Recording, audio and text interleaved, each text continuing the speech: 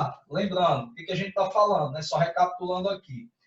O Ítaca, na década de 60, ele propôs um sistema de classificação em que ele agrupava todos os seres vivos em 5 reinos. E esses 5 reinos, eles eram, digamos, montados, organizados de acordo com 3 critérios básicos.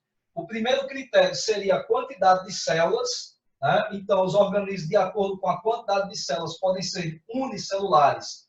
E existem os organismos multicelulares, né? Organismos compostos por apenas uma única célula, assim como organismos compostos por muitas células, que são os multicelulares. Nutrição seria o segundo critério, né? Organismos que contêm a capacidade de fixar carbono sob a forma de CO2. Então, nesse caso, né, são organismos autotróficos. Né? Organismos heterotróficos são aqueles que buscam carbono sob a forma de outras moléculas que não o CO2. Beleza? E organização celular. No tocante à organização celular, os organismos podem ser procariotos ou eucariotos. Né? Existem esses 2 tipos aí. Os organismos procariotos são aqueles que apresentam esse P de procariotos, dá a ideia de que P de procarioto, P de pobre. Né? Por quê? Porque esses organismos eles são pobres em membranas. Pobres em membranas. Como assim? Eles têm, né, P de procarioto, P de pobres em membranas, eles têm poucas membranas. Ou pobre, P de procarioto, P de pobre, ou P de poucas. Né? Pobres em membranas ou poucas membranas. Isso quer dizer que, em se tratando de um organismo que é procarioto, ele tem... Pessoal, deixa eu tentar reajustar essa câmera aqui. No celular, ela aparece aqui perfeita, só que no computador ali a imagem não está muito boa, não. Deixa eu só ajustar aqui. Dá para ver direito, é só clicar na câmera do celular que parece tudo limpo. A câmera que fica sem travar, fica meio pixelado, mas a outra que tem um delay dá para ver direito. Beleza. Deixa eu só...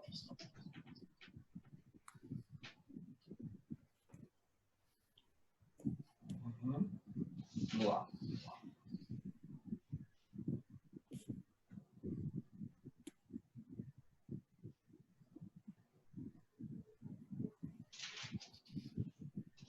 Deixa um pouco aqui para ver se ela ajusta. Pronto. Então, nesse caso, né, são células pobres em membranas. Se você pegar, por exemplo, a estrutura de uma bactéria, a bactéria ela tem a membrana plasmática, o citoplasma, que é essa parte interna da célula, membrana plasmática, citoplasma e o material genético, que é extremamente importante em um ser vivo. O material genético da bactéria, ele fica, né, mergulhado no citoplasma. A bactéria, toda bactéria é haploide. Por quê? Porque ela tem um único cromossomo, que é uma molécula enorme de DNA, super enrolada. Essa molécula é circular, apesar dela não estar na forma de um círculo perfeito. Quando a gente fala em estrutura circular, quer dizer que ela tem um início e um fim. Né? Então, se você pegar, aqui é o início do material genético da bactéria. Quando eu girar, né, eu começar por aqui, por esse ponto, quando eu girar o material genético, ele vai chegar até o ponto inicial, que na verdade é o fim. Né? Então, nesse caso, ó, você tem uma estrutura circular, uma molécula de DNA super enrolada, que a gente vê na forma de um único cromossomo da bactéria. Lembrando que a bactéria também apresenta pedacinhos extra de DNA que ficam espalhadas dentro do citoplasma, né? A bactéria ela tem ribossomos, que são aquelas estruturas que atuam na síntese de proteínas. Então, você vê que tem muita estrutura dentro da bactéria, só que ela tem pouca membrana. Membrana, na verdade, é uma estrutura formada por lipídio e proteína. A única membrana que a gente encontra na maioria das bactérias é a membrana plasmática. A bactéria ela pode ter uma membrana plasmática e ainda uma parede celular, uma camada extra que ela tem por fora. Mas, mesmo assim, quando a gente fala de membranas internas, dentro da estrutura interna da membrana, da bactéria, existem muito poucas membranas. Então, por exemplo, quando vocês estudam lá no 8º ano, né, no ensino fundamental, vocês estudaram, por exemplo, célula, vocês viram que a célula ela apresenta organelas, estruturas membranosas. E aí essas organelas são bem variadas, né? Mitocôndria, complexo de Golgi ou Golgiense, retículos endoplasmáticos, cloroplastos, todas essas estruturas são recobertas por membranas. Então, dentro de uma célula humana, por exemplo, que é uma célula de um organismo eucarioto, lembrando que a palavra eu significa próprio, verdadeiro, né? Então, icário, ó, eu significa verdadeiro, próprio, icário significa núcleo, núcleo. Esse pró significa que é uma coisa que ocorreu antes, pré, né? Icário, vocês já sabem, núcleo. Então, acredita-se que, por isso que eu digo que a palavra ajuda muito nesse sentido, né? P de procarioto, P de pobre em membrana, P de poucas membranas e P de primitivo, ou primeiro. O que é uma coisa primitiva? É aquela que vem primeiro, vem antes. Então, nesse caso, acredita-se que os primeiros, ó, P de primeiro, os primeiros seres vivos do planeta eram procariotos. E quais são os únicos organismos procariotos que a gente encontra no planeta? Até um tempo atrás, né, acreditava-se que eram somente as bactérias. Só que foram descobertos outros organismos bem interessantes, que é o que fala essa questão número 5. Né? Então, ó, só para finalizar aqui essa parte dos critérios e apresentar os reinos a vocês, os organismos que são eucariotos são os organismos que apresentam o quê? Núcleo verdadeiro.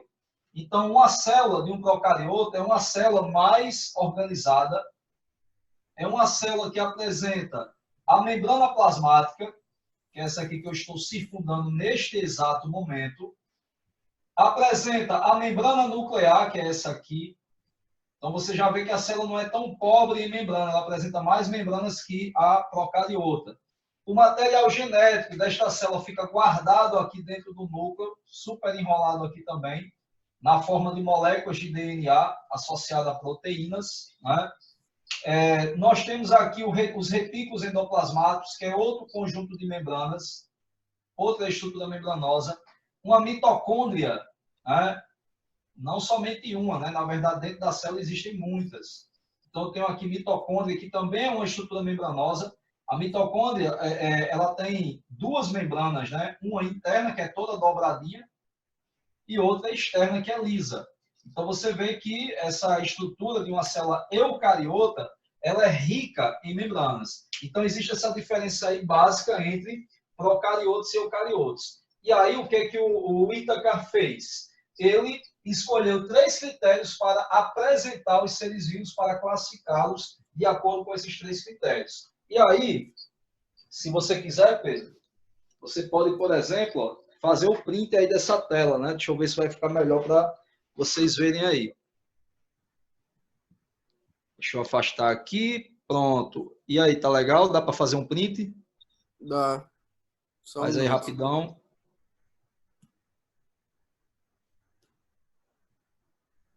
Pronto. Show. Eu vou apagar e aí eu vou apresentar a vocês os 5 reinos de seres vivos. Deixa eu apagar isso aqui. Eu vou apresentar a vocês os 5 reinos de seres vivos. Vou fazer meio que uma tabela aqui, né, para ficar fácil vocês entenderem.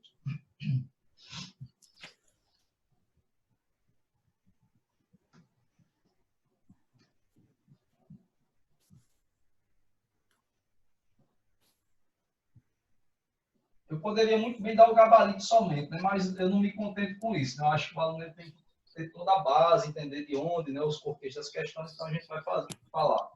Eu vou ensinar vocês hoje, né, a trabalhar com cladogramas, né, árvores filogenéticas, que é isso que está embaralhando a cabeça de muita gente, né? Então, por isso que é importante eu ter esse feedback. Ah, Renato, eu não entendi isso não, tal, fala que a gente vai desenrolando. Então, vamos lá. Vamos colocar aqui os 3 critérios, certo? Colocar os 3 critérios e falar dos 5 reinos. Então, gente, o primeiro reino, eu vou fazer o seguinte com vocês. Eu vou primeiro colocar os critérios e depois eu vou apontando cada reino. Deixa eu montar aqui uma tabela bem organizadinha para ficar legal para a gente trabalhar com os 5 reinos de seres vivos. Reino, vou colocar aqui o reino. Deixa eu puxar mais para cá. Reino. São 5. Tá dando para ver isso aqui? Reino. Dá. Eu sou cego mesmo, viu? Porque eu tô... Na minha tela, bicho, na minha tela do computador, caramba, tá horrível.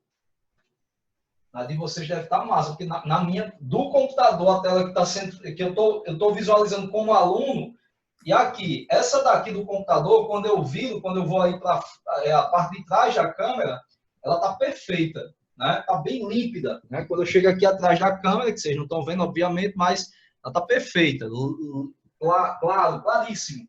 Agora, quando eu olho para do computador ali, que está sendo transmitido, tá horrível. Mas é por isso que eu fico perguntando, né? Se vocês estão vendo a mesma coisa que eu estou vendo lá na tela do computador, porque para mim aqui não está legível, está muito embaçado. Mas para vocês eu creio que está legal. A partir do momento que não ficar legal, vocês avisem aí. Então vamos lá. Reino, vamos colocar os reinos aqui embaixo já já, certo? Aí, primeira característica, né? Vamos lá, caracteres. Quantidade de células, deixa eu colocar aqui, quantidade de células. Quantidade de células.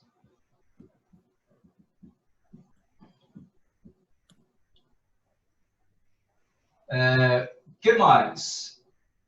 Nutrição. Nutrição. Que mais?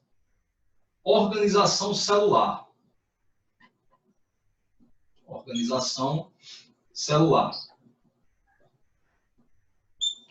Pois bem, queria dizer o seguinte, aqui a gente, sim, os exemplos, né? Vamos usar aqui também os exemplos para mostrar, né, quais são os seres vivos aí que fazem parte de cada reino. Exemplos. Né? Então, existem seres vivos que eles são compostos, deixa eu puxar aqui essa linha, facilitar. Existem seres vivos que eles têm somente organismos unicelulares. Todos eles são compostos por uma única célula. Então, vamos colocar aqui organismos unicelulares. Certo? A nutrição desses organismos pode ser de dois tipos, né? Existem organismos autotróficos e heterotróficos. Então, auto e heterotróficos. Auto e heterotróficos. No tocante à organização celular, todos eles são procariotos. Procariotos. Certo? E aí, como exemplo, a gente tem as bactérias. Bactérias. Nesse caso, esse reino ele se chamará reino Monera. Então, vamos colocar aqui, ó, reino Monera. A palavra Monera, ela vem de mono. Mono significa um, único, sozinho. Por quê? Por que sozinho? Alguém tem uma ideia? Por que sozinho? Porque eles são formados de apenas uma célula? Não, porque na verdade são os únicos que são procariotos. Dentro desse critério, a organização celular, elas estão sozinhas. Só elas, somente as bactérias são procariotas. Nenhum outro ser vivo do planeta, entendeu? Por isso que o Ítaca decidiu dar o nome do reino de reino Monera. Vem de mono, único, sozinho. Beleza? Aí vamos lá. Deixa eu traçar outra linha aqui, ó, para a gente continuar. Vamos caracterizar cada reino. Próximo reino. Nesse próximo reino, existem organismos unicelulares, uni e multicelulares. Alguns são uni, outros são multicelulares. No tocante à nutrição, alguns são autotróficos e outros são heterotróficos. Alguns são autotróficos, outros são heterotróficos. Mas todos eles têm células com núcleo delimitado por uma membrana. Como eu expliquei a vocês há poucos instantes. Ó, célula, né, membrana plasmática, citoplasma, que é a parte interna da célula, e o núcleo com o material genético dentro. O que separa o núcleo do citoplasma? O que separa o núcleo, isso aqui, do citoplasma? Essa membraninha aqui, ó, chamada de membrana nuclear ou simplesmente carioteca. Né? Cario significa núcleo e teca significa membrana. Carioteca é membrana do núcleo. Cario é núcleo, teca é membrana. Carioteca, membrana do núcleo. Certo? Então, nesse caso, se eu falei que de todos os seres vivos, os únicos que são procariotos são as bactérias, todo o restante, ó, eu vou preencher essa tabela aqui como? Só com eucarioto. Todos os outros grupos de seres vivos são eucariotos, todos os reinos. O único reino que tem ser vivo que é procarioto é o reino das bactérias, que é o monero. Então vamos colocar aqui, ó, eucarioto. Eu poderia colocar já todos aqui, os demais, os 4 que restam, né? Esse e os 3 demais, eucariotos. E aí, vamos aos exemplos, né? Renato, a gente pode ter um organismo que é unicelular, autotrófico e eucarioto, podemos, as algas unicelulares. Algas unicelulares. A gente pode ter um organismo que é multicelular, autotrófico, realiza fotossíntese, por exemplo, e é eucarioto? Sim, as algas multicelulares. Ou seja, existem algas unicelulares, algas que só têm uma célula, existem algas que têm muitas células. Então, por isso que as algas são um exemplo desse, que se encaixam nesse segundo reino aqui, que a gente vai falar já já qual é esse reino. Renato, existem seres que são unicelulares, heterotróficos e eucariotos? Sim, os protozoários. Vamos colocar aqui, algas e protozoários. São os exemplos que a gente observa dentro desse reino. Esse reino ele é conhecido como reino protoctista. Vou até colocar o nome aqui, ó, protoctista. Alguns livros ainda trazem uma denominação mais antiga, que é protista, né? Mas aí é o segundo reino que a gente está vendo, é protoctista, né? É o reino que abriga as algas e protozoários. Gente, esse reino, ele é o reino mais confuso desse sistema de classificação. Por quê? Algas e protozoários, eles não têm muita ancestralidade, eles não são tão aparentados evolutivamente, mas assim, né? Não tinha onde colocá-los, aí criou-se essa categoria de conveniência. O que é uma categoria de conveniência? É aquela categoria na qual eu agrupo os seres vivos que têm uma classificação duvidosa. Então, a relação de parentesco evolutivo entre alga e protozoário é duvidosa, não se sabe ao certo pela ciência. E aí eles decidem colocar numa categoria de conveniência.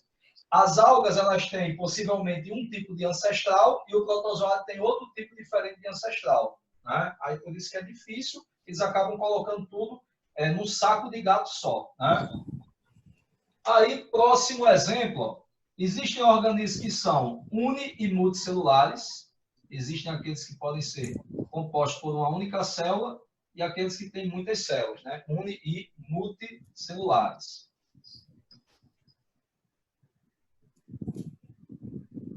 Uni e multicelulares. Certinho? Todos heterotróficos. Nesse grupo aqui, ó, eu estou colocando outra possibilidade. A possibilidade do organismo ser uni ou multicelular, dele ser heterotrófico, e como a gente sabe, né, não existem mais organismos procariotos além das bactérias. Então, Renato, existe algum organismo que possa ser unicelular, heterotrófico e eucarioto? Sim, os fungos. Existem fungos, ó, detalhe, todos os fungos são eucariotos, todos os fungos apresentam células com núcleo organizado, todos os fungos são heterotróficos, não existe nenhum fungo, apesar, ele pode ser o mais colorido que for, ter pigmentos, tal, mas ele não faz fotossíntese, o fungo. Todos os fungos são heterotróficos. E os fungos podem ser uni ou multicelulares. Existem fungos compostos por uma única célula, existem fungos compostos por muitas outras células, por várias células. Então, esse reino aqui ficou conhecido como reino fungi, o terceiro reino. Por incrível que pareça, nos séculos passados, né, nos séculos 18 e 19, tanto fungo quanto alga e bactéria, gente, tudo isso era estudado numa ciência só, que é a botânica. A botânica ela era responsável pelo estudo do fungo, da bactéria, da alga também, e da planta, né? Então, hoje, botânica só estuda planta, mas, na verdade, durante muito tempo, a botânica estudou todos esses reinos aqui. É porque o Ítaca, na década de 60, 1960, ele decidiu fragmentar isso em 5 reinos diferentes, de acordo com esses 3 critérios aí. Bom, gente, essa tabela é valiosíssima, essa tabela é muito importante, porque aqui e acolá tem questões, não lembro se eu coloquei alguma questão nesse sentido, mas aqui e acolá aparecem questões onde essa tabela ela aparece com alguns espaços em branco. E aí a alternativa, ela te dá, né, letra A, letra B, C, D e E, alternativas que tem como você preencher os espaços em branco, entendeu? Aí você marca a alternativa que preenche melhor aqueles espaços em branco. É uma situação que pode ser cobrada essa temática aqui. Por isso que eu estou tendo esse cuidado de passar para vocês. O legal é que eu queria transformar essa tiração de dúvidas em aula de conteúdo mesmo. Isso aqui não está deixando de ser aula de conteúdo, não. É importante para vocês terem o acesso, né? Terem o conteúdo e de qualidade, né? Eu poderia muito bem chegar aqui, não, gente, o gabarito da SIC é tal, da questão tal, o gabarito de letra tal. Não, né? Não faz parte do perfil do professor que é comprometido com vocês fazer isso, só dar o gabarito, né? Eu mandava por e-mail, nem tinha contato, mas é importante a gente ter essa aula aí. Então, vamos ao próximo reino. Existem organismos que são multicelulares. Vocês começam a observar, né, que sempre vai ter uma diferençazinha, né, em um critério ou em outro. Por exemplo, comparando bactéria com alga, a bactéria é unicelular. Existe alga unicelular também. A bactéria é autotrófica, ou heterotrófica. Existe alga autotrófica. Todas as algas são autotróficas. A bactéria é procariota e a alga é eucariota. Já tem uma diferença. Sempre que você comparar um reino com o outro, usando essa tabela, você vai ver alguma diferença entre esses organismos aí. Isso é importante, porque é justamente isso que os diferencia, né? É justamente isso que mantém o porquê da gente agrupá-los em reinos diferentes. Nutrição, existem organismos que são autotróficos, fixam carbono e produzem a matéria orgânica que lhes serve de alimento. Eucariotos, ficou fácil, porque somente bactérias, somente o reino Monera tem eucarioto, de acordo com essa proposta de classificação. E aí, vocês poderiam me citar um exemplo de organismo que é multicelular, é composto por muitas células, produz o próprio alimento, fixa carbono na forma de CO2 e que é eucarioto? Plantas. Plantas, então vamos colocar aqui, ó. Vamos colocá-las aqui, plantas. Certo? Plantas. E aí, ó, aqui, ó, reino planta ou plante, né? Pessoal, eu vou fazer um pouquinho diferente. Eu estou escrevendo aqui, ó, com letra maiúscula, por quê? Porque fica mais visível. Só que assim, o certo, de acordo com as regras de nomenclatura, qual é? É escrever, por mais que seja o nome do reino, escrever com letra inicial maiúscula e as demais minúsculas. A Monera, eu vou fazer dessa forma, viu? Da forma que a regra pede, né? Protoctista, porque minha letra ela não é das melhores e aí a minha cursiva é pior ainda. Protoctista, aí funge. Deixa eu pegar outro lápis azul aqui para a gente continuar.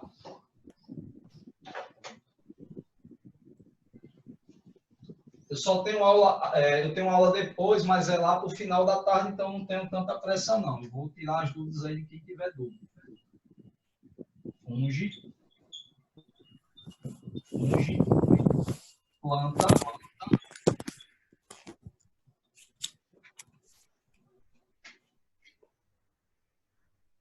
Então, vamos lá. Esse reino, né? Reino planta. E o próximo, né? O próximo reino. Vamos lá. Existem organismos que são multicelulares, são compostos por muitas células. Deixa eu só tirar aqui da tela de vocês essa mensagem aí. Multicelulares. Existem organismos que são multicelulares. Bacana. São heterotróficos.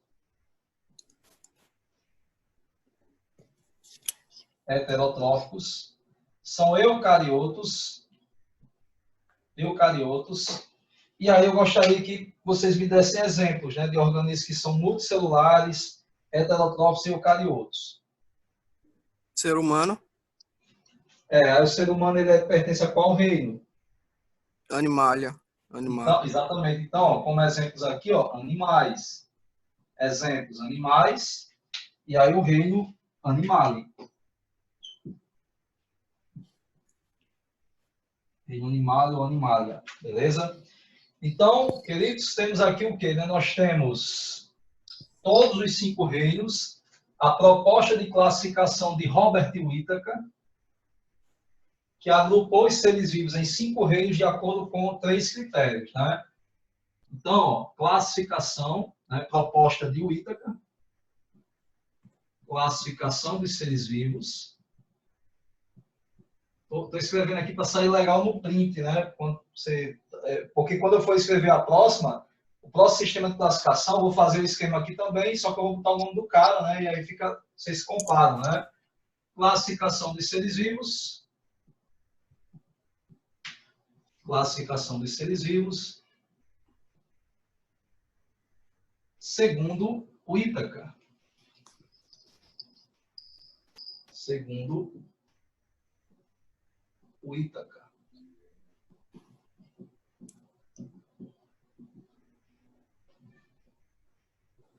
Então, aqui temos os 5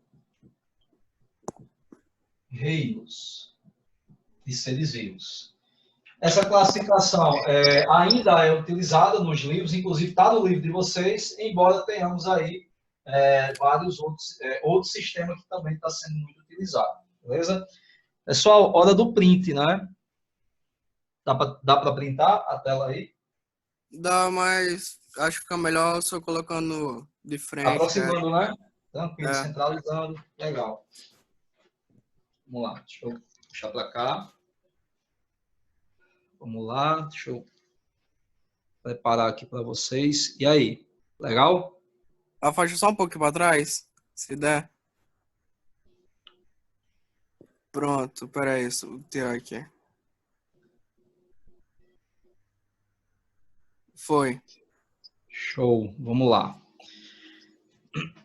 Temos ainda uns 7 minutos de reunião, eu vou rabiscar alguma coisa aqui, vai ficar gravando. Aí vamos para a próxima classificação. Vou apagar, hein? Vou apagar essa para a gente continuar.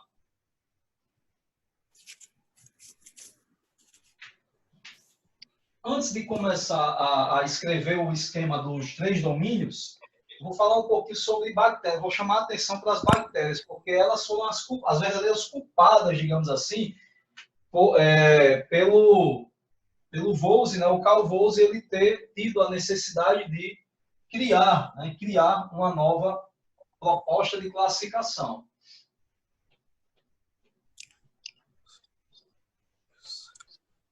Pedro, se você precisar sair, diga, viu? Avise, que é importante que a gente saiba aí se o aluno está presente ou não, se ele está agoniado para querer sair, porque tem outros compromissos, né? É importante a gente ter esse contato aí e avisar, certo? Então, o Carl Woese, né, que está exposto lá na nossa questão, só aqui que está na questão 5, na década de 90, na verdade, né? Na década de 1990, né? Ele descobriu o seguinte, ó, deixa eu explicar.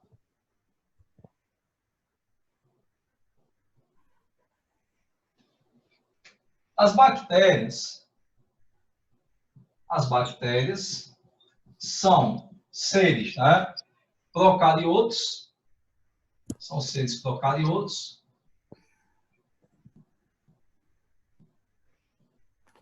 E, de repente, os caras começaram a fazer pesquisas em áreas assim extremamente inóspitas, né? Então, o que despertou essa mudança na classificação das bactérias seriam as pesquisas, né? Então, essas pesquisas, deixa eu colocar aqui, ó, pesquisas em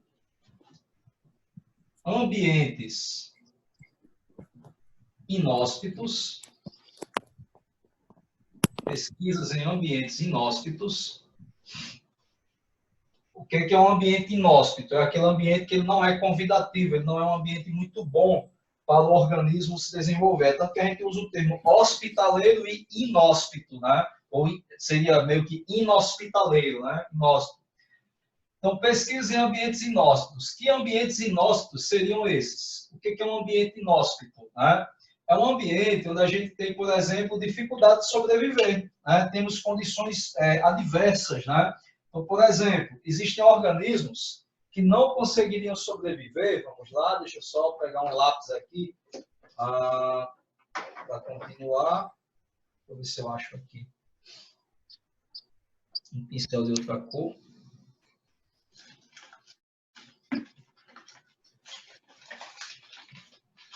Achei. Bom. Então, a gente pode ter aqui como ambientes inóspitos lagos de fontes termais. Uma fonte termal pode ser uma fonte que fica próxima a uma área de um vulcão. Né? Aí eu tenho um vulcão e a água que está ali naquela região ela é muito quente. Né? Então, eu tenho... Qual é a condição adversa aqui? Elevadas temperaturas. Então, eu tenho aqui elevadas temperaturas. Certo? Elevadas temperaturas. Eu posso ter, por exemplo, zonas, né, áreas de pântanos. Pântanos. Como o manguezal, por exemplo. Né? Área lamacenta, né? Muito lodo, muita lama. E ali eu posso ter um solo rico em matéria orgânica, mas eu tenho um solo pobre em oxigênio. Então, solos pobres em oxigênio. Certo? Solos pobres em oxigênio. Eu posso ter um ambiente que não é muito bom para o organismo sobreviver. Por exemplo, lagos hipersalinos. Regiões hipersalinas. Né? Então, eu posso ter, por exemplo, ambientes com alta salinidade. Alta salinidade. E posso ter também ambientes acidificados, né? Ambientes ácidos. Né? Então, por exemplo, os caras começaram a descobrir bactérias que conseguem viver em lagos.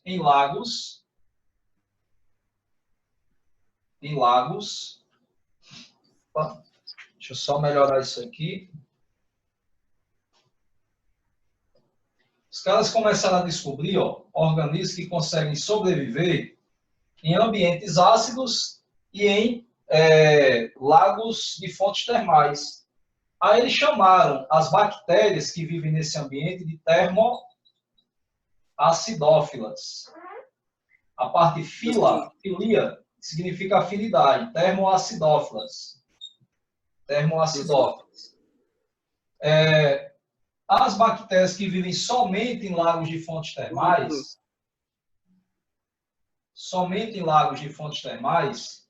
que sobrevivem a elevadas temperaturas, essas aqui foram chamadas de termófilas. Professor, o tempo da aula está acabando, professor. Oi? O tempo da aula está acabando. Está em 39 e 32. A gente tem um minutinho ainda, sem problema. 30 segundos. Mas aí eu continuo da parte onde eu parar, fique tranquilo.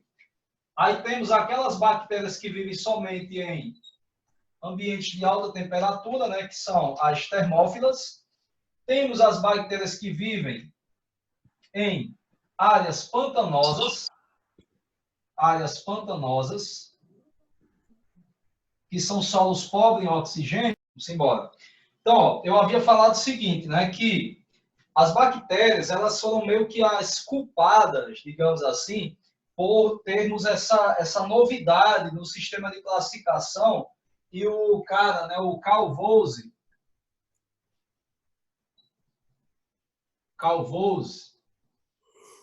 ele simplesmente, né, na década de 1990, ele sentiu a necessidade de criar uma nova categoria taxonômica, que no caso seria o quê? O domínio, né? Uma categoria acima do reino, né?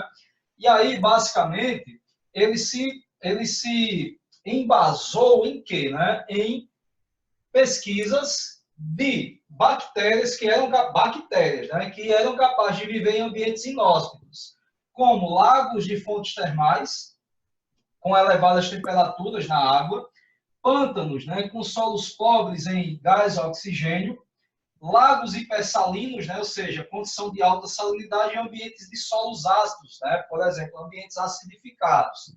E aí ele percebeu que aquelas bactérias que viviam em lagos de fontes termais e em ambientes ácidos ficaram conhecidas como termoacidófilas. Bacana? Aquelas que viviam somente, né, suportavam altas temperaturas, eram chamadas de termófilas. Né? Aquelas que viviam em pântanos, né, nos quais a disponibilidade de oxigênio era muito baixa, aí você tinha o quê? Você tinha aí, no caso, disponibilidade de oxigênio baixa, solos pobres em oxigênio, você tinha aí, nos pântanos, bactérias chamadas de quê? Metanogênicas. Olha essa palavra. O ambiente, o pântano, por exemplo, o solo é pobre em oxigênio, mas ele é rico em matéria orgânica. Muitos organismos que vivem ali em meio a essa matéria orgânica, eles são capazes de promover reações de oxidação ou algumas, né, oxidações sem o oxigênio, na verdade, mas com outros compostos capazes de transferir elétrons, né, caracterizando basicamente, né, de forma mais simplista, a reação de oxidação. Porque oxidação não significa dizer que só existe a participação do oxigênio, mas desde que você tenha uma reação na qual um organismo doe elétrons e o outro receba, você tem um agente redutor e um agente oxidante. Você pode ter uma reação de oxidação nesse caso, com transferência de hidrogênios, com transferência de elétrons. Então, no caso, tem organismos que simplesmente eles promovem alguns tipos de oxidação da matéria orgânica, mesmo na ausência do gás oxigênio, já que estamos falando de um ambiente pobre em O2, né? E aí esses organismos, eles são capazes de, nesse processo, alguns deles, produzirem metano, né, o gás metano. E aí algumas dessas bactérias passaram a se chamar metanogênicas. Metanogênicas. Esse gênico vem de gênese, que significa formar, né, formação. Então, bactérias capazes de formar metano. É por isso que a gente sente aquele cheirinho característico, né, de metano em áreas de manguezal. Sentimos também o cheirinho característico do gás sulfídrico na H2S, que é o cheirinho característico do ovo apodrecido. Então, basicamente, né, aquele cheiro característico provém desses gases aí. Geralmente, quando a gente sente o cheiro do gás sulfídrico, é porque ele está em pequena quantidade. Porque em alta quantidade, a gente praticamente não consegue sentir o odor dele. É uma característica interessante desse tipo de composto. Agora, o metano, né, ele vai volatilizando, como é um gás, e aí a gente vai sentindo aquele cheirinho característico. Então, e existem, né, as bactérias capazes de viver em lagos hipersalinos. Bactérias capazes de sobreviver em lagos hipersalinos. Pedro, meu querido, isso aqui está claro para você? Está entendendo isso aqui? Muito obrigado por sua participação, viu? Quem quer tirar dúvida faz isso. Eu sei que é um saco, cara, tá em casa, tipo, tem muita distração, tem muita coisa bacana para fazer, mas eu sei que você é um aluno que você, quando realmente tem dúvida, você busca saber. Eu sei do seu empenho, eu sei do seu potencial e sei que você muitas vezes, né, isso aqui eu já sei que tá massa. Mas, realmente, quando você vem com dúvida, não estou dizendo que não estou desmerecendo os outros colegas da turma, mas eu sei tanto do seu empenho que quando eu percebo que você está com dúvida, aí é porque o negócio pegou, né? É porque realmente ficou difícil de compreender. Então, vamos lá, vamos tornar o difícil fácil, né? Nesse caso, ó, lagos hipersalinos com alta salinidade. Essas bactérias, Pedro, elas passaram a se chamar bactérias halófilas. Halófilas. Certo? Halófilas. Alguns livros chamam também de halófilas extremas, porque elas suportam, porque é extremo, né? Imagina você viver numa poça d'água e dentro dessa poça d'água tem água e uma concentração de sal absurda, né? Absurdamente elevada. Bebi uma aguinha aqui para continuar. Hora do print. Vamos lá? Hora do print. Ficou claro isso aí para você? Uhum. Deixa eu ajustar aqui, ó, para ficar mais fácil. E aí? Pera aí. Foi. Show. Depois tu me passa esses prints aí, que eu não estou tirando nenhum, não. E aí é legal para a gente depois divulgar para o pessoal, né? Para que eles também tenham acesso a esse material. Por favor. Pedro, então, deixa eu te dizer uma coisa. Os caras, né? Quando eles viram que essas bactérias eram especiais, aí eles começaram a dizer, poxa, elas vivem em condições assim absurdas, né? Em condições assim onde boa parte dos seres vivos não conseguiriam sobreviver. Então, elas vivem em condições semelhantes às condições da Terra primitiva. Ou seja, na Terra primitiva eu tinha muito metano, na atmosfera e na água também se dissolvendo. Eu tinha, na Terra primitiva, há 3,5 bilhões de anos aproximadamente, nós tínhamos atividade vulcânica elevada, temperaturas muito elevadas na água. Nós tínhamos, né, alta salinidade em determinados pontos da Terra. Nós tínhamos ambientes ácidos por causa da concentração de enxofre em algumas rochas encontradas no fundo do mar. Então, assim, todas essas condições aqui, elas são que existem hoje. Essas condições existem hoje em alguns ambientes da Terra, do nosso planeta. Mas essas condições já existiam também na Terra primitiva. E aí, isso fez pensar que as bactérias encontradas nessas condições aqui, elas teriam sido as primeiras bactérias a existirem na Terra, né? E aí os caras disseram, pô, vamos criar um nome para esse grupo de bactérias aí. E aí, o que o cara fez, né? O Carl Rose fez, juntamente com outros pesquisadores, outros taxonomistas, né? Eles simplesmente, outros sistematas, né? Sistematas ou taxonomistas, eles decidiram criar dois grupos gerais dessas bactérias. Eles dividiram essas bactérias em dois grupos, e aí eu estou rodeando aqui, mas eu não estou achando espaço para anotar. Então, eu vou apagar isso aqui.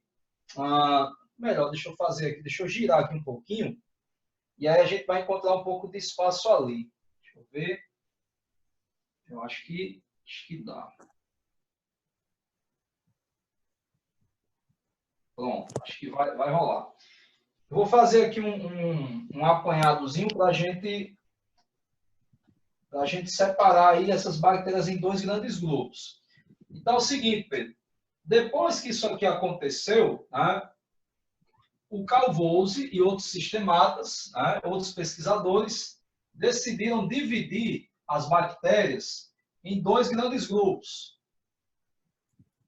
Isso aqui eu estou meio que contando uma história para ti, né? Por quê? Porque é a história, né, que levou à criação de nomes diferentes para categorias diferentes, né, como é o caso aí do domínio. Vamos lá. Ficou uma porcaria, né? Mas vamos lá. Deixa eu só voltar para cá, diminuir aqui. Acho que agora vai. Mais ou menos. Mas vamos lá. Então, foram criados dois grandes grupos. Os grupos das eubactérias. Eu estou te contando uma história, mas deixa eu te explicar. Essa história que eu estou contando aqui de eubactéria e arqueobactéria não existe mais. O nome atual é diferente. Mas eu preciso te explicar essa cronologia para você entender direitinho e resolver a tua questão 5 com competência, né? Então, vamos lá. Eubactérias. Esse eu significa o quê? Já falamos hoje, né? Eu. Significa o quê? Eu. Eu significa próprio. Próprio, verdadeiro, né? Beleza. Então, pela ideia, bactérias seriam as verdadeiras bactérias, né? E existiam as arqueobactérias, né? Arqueobactérias. Então, deixa eu começar aqui pelo mais antigo, né? Ó, arqueobactérias. Arqueobactérias. A palavra arqueo, né? Arqueobactérias. A palavra arqueo significa arcaico, primitivo, né? Então, Pedro, todas essas bactérias que eu estou te mostrando aqui, na cabeça do pesquisador, lá na década de 1990, eram arqueobactérias. E por que esse nome arqueo? Vem aqui, ó, Archael, né? Só que na verdade é latim, né? CH tem som de Q, então não é Archael, né? É arqueo, né? E esse arqueo significa antigo, ou simplesmente primitivo. Então, dizer que uma bactéria, naquela época, né? Uma bactéria era uma arqueobactéria, era supor que era uma bactéria que teria aparecido, né? Teria derivado de um ancestral bem antigo. Seriam as primeiras bactérias a habitarem o nosso planeta. Tudo bem? Ficou claro isso aí? Uhum. E aí, nesse caso, essas bactérias seriam todas essas aqui, esses grupos gerais, né? Termófilas, halófilas extremas, termoacidófilas e assim por diante. Beleza?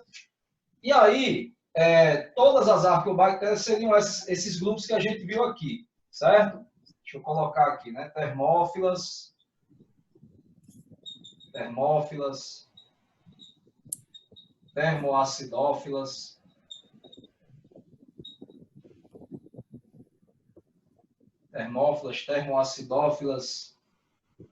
halófilas,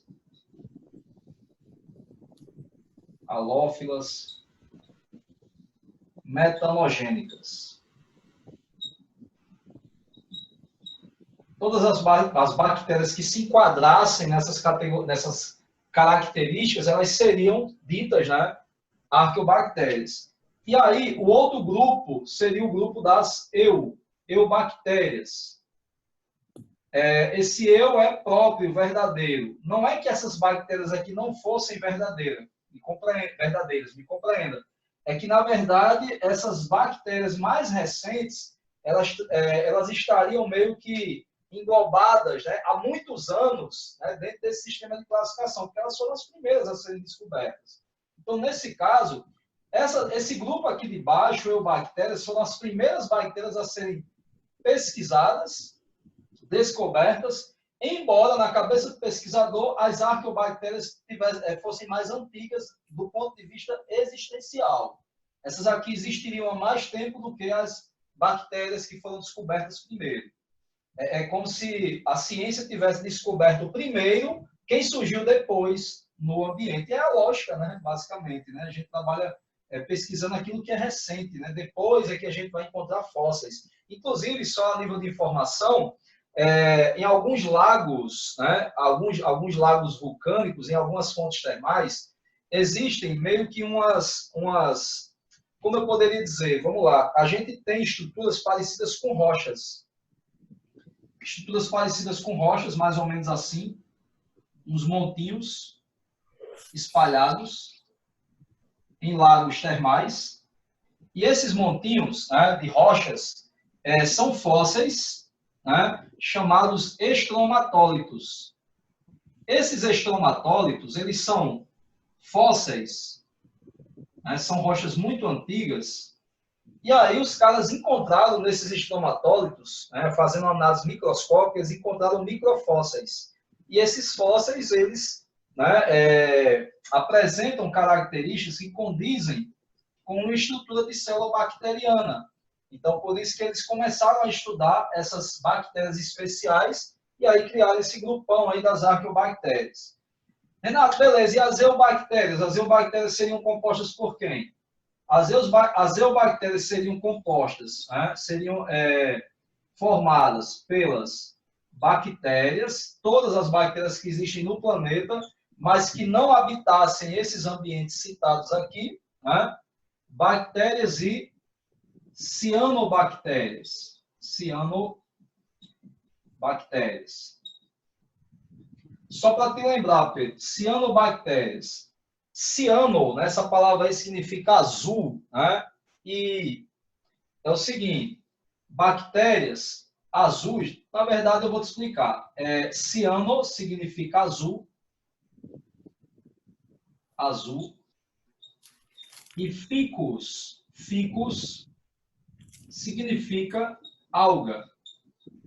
Então, durante muito tempo, essas cianobactérias aqui, elas eram estudadas e eram chamadas de cianofíceas, que significa algas azuis. Só que aí os caras descobriram posteriormente que não tem uma estrutura própria, apesar de ser unicelular, existem algumas algas unicelulares, mas as algas não são procariotas, elas são eucariotas. Então, esse termo cianofícia, ou algas azuis, passou a se chamar cianobactérias, né? Que são bactérias que também fazem fotossíntese. Como as algas fazem fotossíntese e essas bactérias aqui também, geralmente o pessoal confundia, né? Agrupava tudo como alga, quando em verdade é uma bactéria fotossintética. Então, nesse caso, foram criados esses dois grupos, só que aí veio uma coisinha para mudar isso aqui. Perceba que é tudo mudança, né? A gente partiu lá daquela proposta de 5 reinos, beleza? Proposta de 5 reinos e simplesmente partimos para uma ideia de criação de domínios, 3 domínios. Sendo que tudo isso aconteceu por análise em bactérias específicas, né? Sendo que, ao descobrir que bactérias poderiam viver em ambientes totalmente extremos, eles começaram a mudar a nomenclatura, e aí nós temos 2 grupos, arqueobactérias e eubactérias. Só que veio outra coisa a mudar. Esse termo arqueobactéria já não é mais tão válido hoje, e eubactéria também. Mudou para arquea ou arqueia e bactéria somente. Por quê? Análise genômica. Análise genômica. Preste bastante atenção. Eu vou explicar. Qual é o oposto de procarioto? Eucarioto. Eucarioto, nesse caso aí, né? A gente tem aí procarioto e eucarioto. E aí, nesse caso, o oposto de procarioto é eucarioto. As bactérias, tanto as arqueobactérias quanto as eubactérias, são procariotas. Só que assim, quando foi feita uma análise genômica, eles descobriram que muitos dos genes, muitas das sequências de DNA presentes nos genes de arqueobactérias são similares a sequências de nucleotídeos no DNA dos nossos genes eucariotos. Então, eles começaram a fazer análise de semelhança, similaridade, né? E eles viram que as arqueobactérias têm um DNA muito mais próximo dos eucariotos do que dos procariotos, como eubactérias. Muito louco isso aí, né? Por quê? Porque pela lógica ali, a arqueobactéria é procariota, a eubactéria também é procariota, então se espera que elas tenham uma tamanha proximidade. Só que aí veio a análise de DNA, foi sequenciado o genoma de algumas arqueobactérias, de algumas bactérias e de muitos eucariotos, e aí quando fez a análise comparativa de similaridade, foi descoberto que o DNA, o nosso, né, o DNA da arqueobactéria é muito mais próximo do nosso, que nós somos eucariotos, do que do das eubactérias. E aí eles disseram, não, então não faz sentido, né? As bactérias são tão distintas, digamos assim, são tão diferentes em termos de DNA, que não faz muito sentido a gente usar o termo arqueobactéria e eubactéria. Vamos mudar para árquea e bactéria. Bactéria é um grupo à parte, árquea é um grupo à parte e eucarioto é um grupo à parte. Foi aí que o Calvose propôs a ideia de criação de quê? 3 domínios, 3 super-reinos que a gente vai começar a mostrar agora, beleza? Posso apagar isso aí, brother? Só coloca o celular na frente do arqueobactérias e eubactérias para tirar uma print. Certo, tranquilo.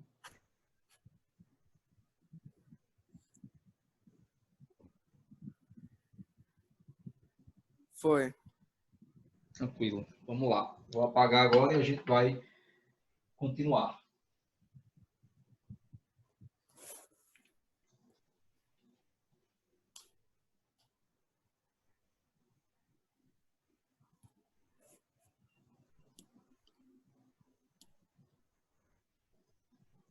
Aguarda um instantinho aí, viu?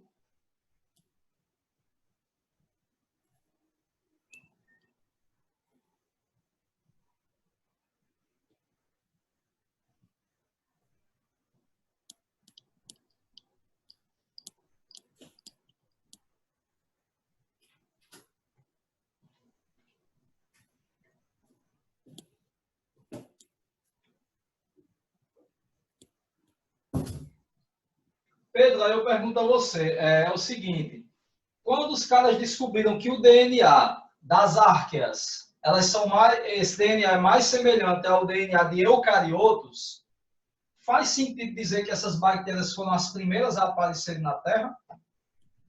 Faz. Os eucariotos, eles surgiram primeiro ou foram os procariotos? Os procariotos.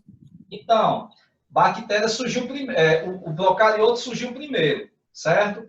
E depois surgiram quem? Os eucariotos. Só que aí, então nesse caso, nós eucariotos, nós somos mais recentes, né, do que os procariotos. E as árqueas, elas se aproximam geneticamente mais dos organismos mais recentes do que das bactérias, né, que são organismos procariotos. Então, nesse caso, quem teria surgido primeiro? Apesar do nome árquea, que é antigo, primitivo, arcaico, quem teria surgido primeiro? A bactéria ou a árquea? Bactéria. Olha aí, né? Por isso que na questão tem a bactéria na base, né, do cladograma, na base da estrutura filogenética aí. Ou seja, é isso que confunde muito em biologia. Eu preciso explicar a história da pesquisa, da ciência, como ela ocorreu, para explicar para o aluno que às vezes o nome não tem nada a ver, né? Porque quando a gente lê árquea, é porque a bactéria é mais antiga, mais arcaica, desculpa. Aí, mas ela, Renato, mas ela se assemelha mais a eucarioto, que é mais recente, do que a bactéria, que é procarioto. E aí, nesse caso, ela não é tão antiga assim como se pensa, apesar do nome Arqueo designar antigo, né? Então, é muito, né, confuso isso aí, quando a gente não explica, né, para o aluno. Então, vamos lá. Deixa eu só apresentar aqui a tela novamente. Opa.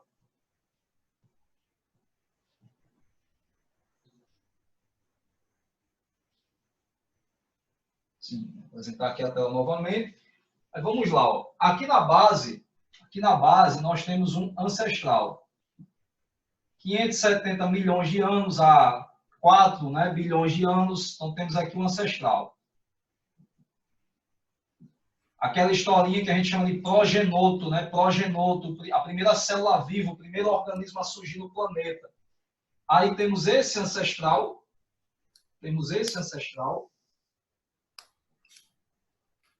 Esse ancestral seria o ancestral de todos os organismos vivos do planeta, todos. Né? Esse ancestral chegou a um dado momento do processo evolutivo que ele sofreu tantas mudanças do ambiente que ele formou um primeiro grupo. Né? Ele se diversificou, né? Formando aqui, ó, a primeira bactéria do planeta. Né? Então, nós temos aqui um domínio chamado bactéria. Domínio bactéria. Pedro, está visível aí para você? Tá. Isso aqui. Está legível? Tá legível. Beleza. Então, domínio bactéria. Então, a bactéria teria surgido primeiro, né? E depois, o que aconteceu? Esse ancestral, ele se diversificou por cladogênese. Eu vou explicar o que é isso, diversificação por cladogênese. Daí ele formou mais 2 reinos, ou melhor, 2 domínios. Ele teria formado um domínio chamado Árquea.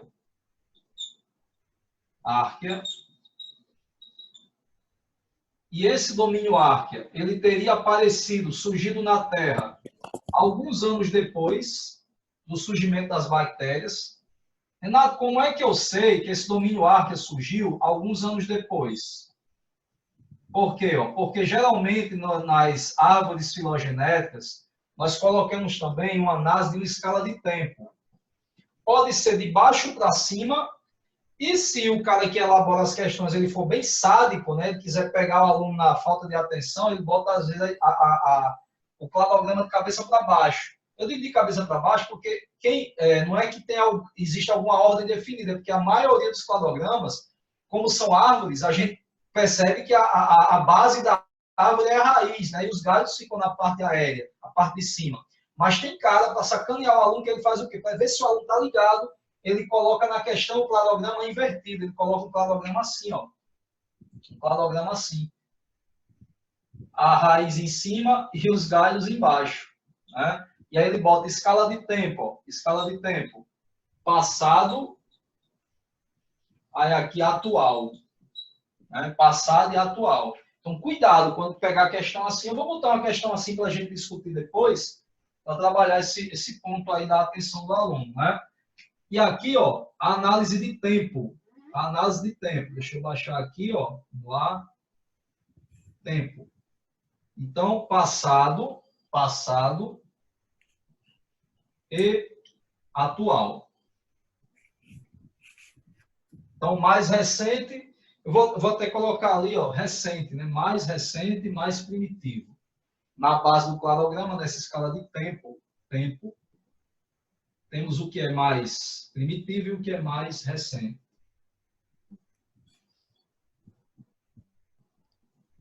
Então, o ancestral, subindo aqui na escala né, no galho, quando a gente sobe, à medida que a gente vai subindo, a gente está chegando num tempo mais recente, né? Um tempo mais recente. E aí, basicamente, num tempo mais recente, o que vai acontecer? Temos aí o surgimento das arqueias, né? Ou árqueas. De repente, depois de um dado momento, né? Depois, esse mesmo ancestral aqui, ó, deixa eu te explicar. Um ancestral comum, um ancestral antigo, bem primitivo, evoluiu, sofreu mudanças, e nesse dado momento, ele se diversificou. Ele formou o grupo da primeira bactéria que apareceu na Terra, a primeira bactéria surgiu no planeta, surgiu desse ancestral aqui e desse. Eu tenho um ancestral antigo e um ancestral mais recente. E esse ancestral, uma parte dessa população aqui, dessa espécie, se diversificou para formar um outro ancestral, que deu origem ao grupo das árqueas e origem aos eucariotos. E aí nós temos agora um domínio também chamado eucária.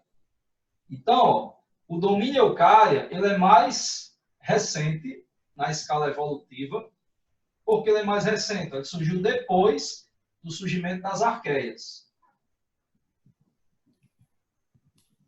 E assim, se a gente sabe que eles se assemelham mais aos eucariotos do que às bactérias, é bem observado que dentro dos ramos, os ramos estejam bem mais próximos. Renato, se fosse a bactéria, a gente poderia ter um cladograma aqui diferente. A gente poderia ter isso aqui, ó. Ancestral, deixa eu te mostrar, Pedro, bem rapidinho aqui, ó. Ancestral, evolução do ancestral, diversificação do ancestral gerando bactéria, certo? Aí, ó, desse ponto aqui, eu poderia partir, ó, para a árquea. Certo? E aí, depois, ó, que eu teria, ó, eucária. Então, isso aqui pode ser uma pegadinha para o aluno, por quê? Porque ele pode cair um cladograma assim, ó, só que esse cladograma está dizendo que a árquea, geneticamente, porque a construção dessas árvores, o nome é filogenética, né? Árvores filogenéticas se baseia também na genética do organismo, do ser vivo. Se baseia no genoma dele, no DNA. Então, se eu tivesse um cladograma dessa forma, eu estaria dizendo que bactérias e árqueas são mais aparentadas a nível genômico do que árqueas e eucárias. Isso aqui não é verdade. Na verdade, a análise genética nos permite dizer que arqueias e eucárias são mais próximas, né? Por isso que o cladograma é esse, beleza? E aí, aqui nós temos ó, a classificação proposta pelo... Então, deixa eu colocar aqui, classificação dos seres vivos, da mesma forma que a gente fez com o Ítaca. Classificação dos seres vivos.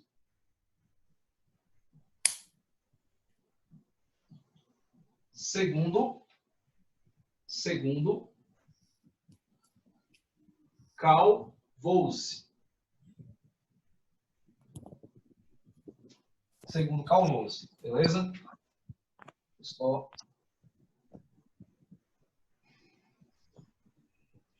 Beleza. Classificação de serviço segundo Calvose, e aí ele propôs a ideia de quê, gente? A ideia de 3 domínios. Quais são os domínios? Bactéria, árquea e eucária. Domínio bactéria, ele abrange quem? Ele abrange todas as bactérias que existem no planeta. Então, vamos colocar isso aqui que é importante, Pedro. Todas as bactérias que existem no planeta pertencem ao domínio bactéria. Ó, vou colocar aqui todas as bactérias. De acordo com essa nova proposta, nova entre aspas, né, desde a década de 90, todas as bactérias, aqui, todas as arqueias ou árqueas, e eucária. Lembra daqueles 5 reinos? Então, eucária vai abranger, ó, algas. Quem mais? Protozoários. Quem mais? Fungos. Animais. Quem mais? Animais. E plantas. Plantas e animais. Planta primeiro. Eu gosto de colocar planta primeiro. P de planta. P de primeiro, né? A planta surgiu primeiro porque os animais, né? Então, plantas e animais. Esse cladograma aqui, ó, é limíneo. Vou colocar aqui, ó, no vídeo, quem está assistindo, né, vai sacar a diferença. E aí nós temos, ó, todos os organismos eucariotos dentro do domínio ou super-reino eucária, todas as arqueias dentro do domínio arqueia ou árquea e todas as bactérias dentro do domínio bactéria.